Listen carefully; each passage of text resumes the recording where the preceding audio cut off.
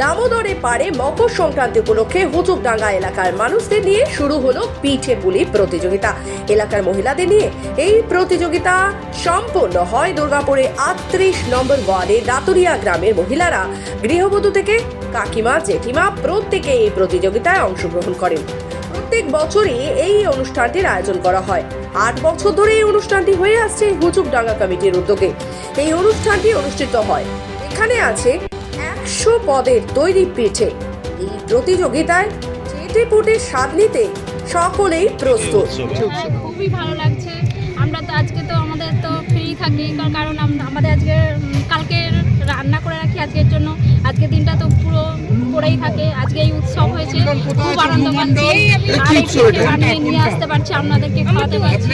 প্রত্যেক বছর আমরা এখানে আসি, দাদা পিঠে পার্বণ এই প্রতিযোগিতা এখানে করে। আরও অনুষ্ঠান এই মাঠে হয়, আর আমরা সবাই এখানে অংশগ্রহণ করি।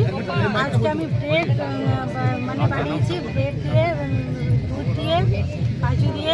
বছরে একবার আজকের দিনেই হয়? হ্যাঁ, আমি বানিয়েছি মালাই পাটিসাপটা আর পনির কদম। কি কি দিয়ে বানিয়েছেন?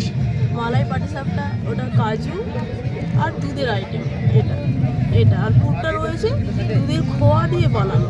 এখানে এটা হচ্ছে আমাদের প্রতি বছরের ন্যায় 38 নম্বর ওয়ার্ডে এই মকর সংক্রান্তি উৎসবকে সামনে রেখে আমাদের একটা পিঠে প্রতিযোগিতা হয়, পিঠেগুলির একটা প্রতিযোগিতা হয়। এটা কোন জায়গায়?